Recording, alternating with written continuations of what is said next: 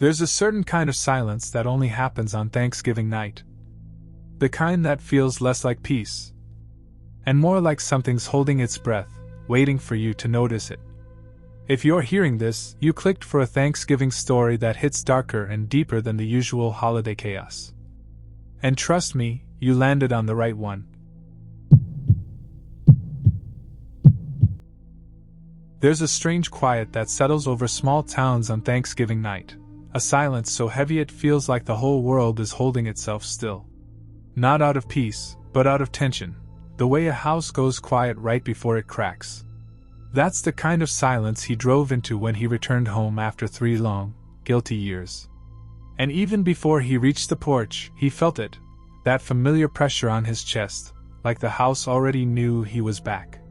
He told himself this trip was about reconnecting with family, making things right, pretending the past had softened. But deep down, he knew exactly why he avoided Thanksgiving for so long. The memory he buried didn't fade. It waited. Memory has a sick patience like that. The street was empty when he parked. Every house glowed with warm windows, except his. No lights. No movement. No shadows stretching under the curtains. Just that dead, frozen stillness. He hesitated, hand on the door handle, wondering if he should have turned around the second he got off the highway. But the house pulled at him, not physically, not supernaturally, just emotionally, like something unfinished was inside. He stepped in expecting the usual chaos, clattering pans, clumsy laughter, the familiar smell of roasted turkey. What he walked into instead was a scene so wrong it made his breath stutter. The house was empty, but the table was perfectly set. Candles flickered with fresh, wet wax trailing down the sides. The turkey steamed. Cranberry sauce glistened. Plates were arranged with the kind of precision you only see in staged photos. And every chair was pulled out, waiting, like the family had gotten up only moments before he arrived. But the house itself was cold. Winter cold. Breath hanging in there cold. He took a step closer, and something shifted behind the walls. A soft scrape, like fingernails dragging lightly across wood. Then another. And another. The sounds moved around him, circling, pacing, rehearsing. Because that's what it felt like the house was replaying something it had seen before, over and over. A memory stuck on loop.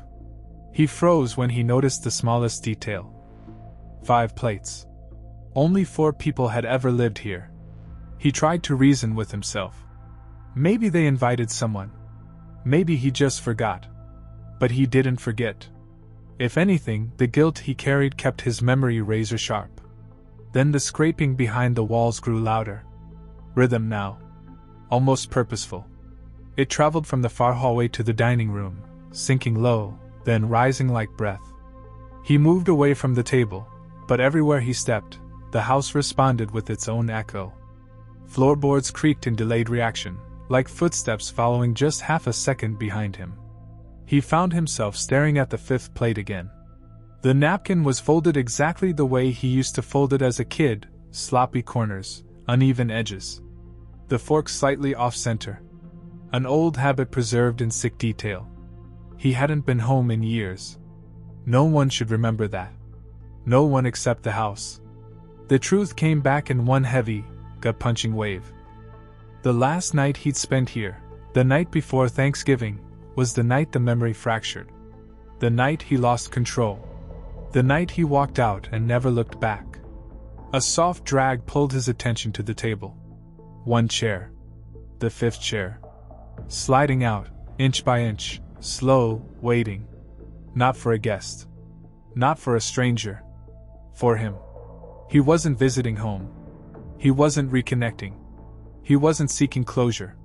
He was returning to the memory that had been replaying in that house every Thanksgiving night since he left, waiting for him to finally take his place. He realized too late that the house didn't want forgiveness. It wanted completion. And the only thing missing was him.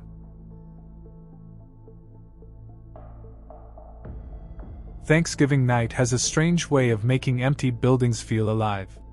Maybe it's the leftover warmth in the air, or the memories trapped in places that once held families, gatherings, noise. Or maybe, some buildings never got to finish their final moments. That's what she felt the second she stepped into the old community center. A tight, invisible heat pressing against her skin, like the place remembered the last Thanksgiving it ever hosted. She took the volunteer's shift because she wanted quiet. She wanted a room that didn't judge her, a hallway where no one expected her to speak. But this building wasn't quiet. Not truly. It felt like a breath held too long. The center used to serve Thanksgiving meals to the homeless decades ago, before the fire. People didn't talk about it anymore, but the scorch marks still stained the bricks like fingerprints that couldn't be scrubbed off.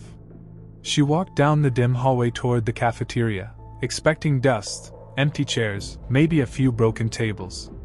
What she found instead made her freeze mid-step. The entire dining area was set perfectly. Steaming food. Cranberry sauce glistening under flickering lights. Rolls stacked neatly. The smell of roasted turkey drifted through the air, warm, fresh, impossible. The kitchen door, just a few feet away, was rusted shut. She tested it. It didn't move an inch. So who prepared the meal?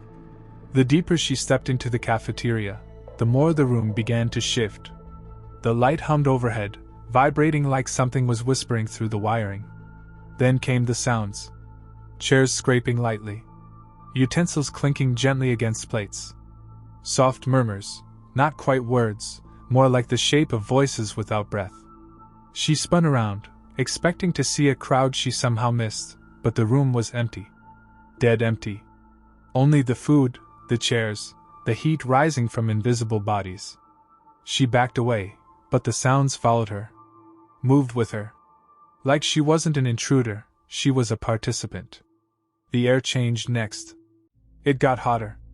Uncomfortably hot.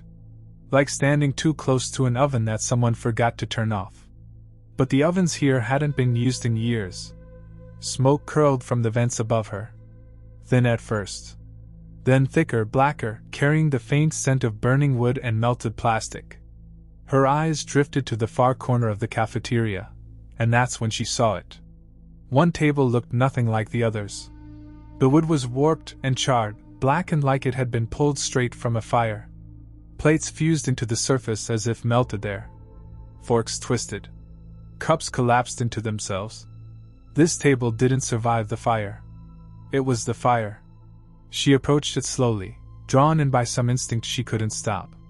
As her fingers brushed the burned wood, the world snapped sideways. Flashes. Heat roaring like a living animal. Smoke drowning the ceiling. People rushing toward the exit, hands outstretched, clawing at the door that wouldn't open. The final seconds of a tragedy replaying not with sight, but with sensation. When her vision returned, she was still touching the table, but the cafeteria had changed. The walls glowed orange, reflecting flames that weren't truly there. The murmurs were louder. Sharper. Pleading. Then the doors slammed shut behind her. The smoke thickened instantly. A choking cloud swallowing the air, her lungs, her thoughts. She stumbled toward the exit, the same exit those people had clawed at years ago. And suddenly, it opened. Not slowly. Not gently. It burst open, as if pushed by 100 desperate hands. But it wasn't saving her. It was expelling her. Throwing her out as the smoke sucked back into the building like an inhale. She realized then. The ghosts here weren't punishing her. They weren't trapping her. They weren't vengeful. They were stuck in their final attempt to escape. And they used her to reenact the moment every Thanksgiving night, hoping one year, just one, the ending would finally change. Thanksgiving night always made Harris uneasy, but this year felt heavier. The air outside his woodland cabin was sharp, frozen, and too still, like the forest was waiting for something. The table inside was set for 4, even though he lived alone now. 3 plates untouched. 1 chair that no one ever sat in. He told himself he kept the tradition for comfort, for memory, but the truth sat in the room with him like a shadow wearing a familiar shape. He lit the last candle, and immediately the house groaned, timber bending, walls tightening, as if something inside was waking up. Harris didn't look toward the empty chair. He never did. The chair had a presence, a weight, a silent pressure he felt in his bones. Every Thanksgiving it pulled a little closer. Outside, the woods whispered with cold wind. Inside, the warmth felt artificial, almost painted on. The air grew denser. He could feel it gathering behind him, the same way you feel a thunderstorm forming in the sky before you see it. A faint scrape echoed across the hardwood. The chair had moved. He froze. His breath turned thin and sharp in his chest. The candle flame leaned toward the empty seat like it was bowing to something he couldn't see. The room smelled suddenly like soil after heavy rain. Like earth recently disturbed. He remembered the rule he made years ago. Don't look at the chair. Don't acknowledge it. Not on Thanksgiving. His fingers tightened on the table's edge until the wood cracked under his grip. But the scraping came again. Slow. Deliberate. Hungry. The chair was turning toward him. The lights flickered, once, twice, then dimmed into a soft orange glow. Shadows stretched unnaturally long across the floor, stretching toward him like they were reaching. The temperature dropped until frost began forming on the untouched dinner plates. His breath fogged in front of him. The cabin wasn't just cold anymore, it was occupied. Behind him, the chair creaked as if someone heavy had settled into it. Then came the faint, rhythmic tapping on the table. A pattern he recognized. A pattern he had grown up hearing from someone who should never tap again. Every muscle in Harris's body locked. His heartbeat thudded in his ears in uneven bursts. The tapping stopped. Silence thickened the room. And then, that presence leaned forward. He felt it. The weight of unseen eyes staring at the back of his skull. A warmth, wrong, damp, familiar, hovering inches away. A breath that didn't belong in the living world. The candle flame snapped tall, stretching toward the empty seat again, then extinguished in one violent flick. Darkness swallowed the cabin. The tapping resumed. Closer. Much closer. The empty seat was no longer empty. If you made it this far, you already know Thanksgiving isn't about the people at the table. It's about the things that show up when the seats are empty. If you want more stories like this, hit like, drop a comment, and make sure you're subscribed to Dark Story Files. I'll see you in the next one. Just don't celebrate alone.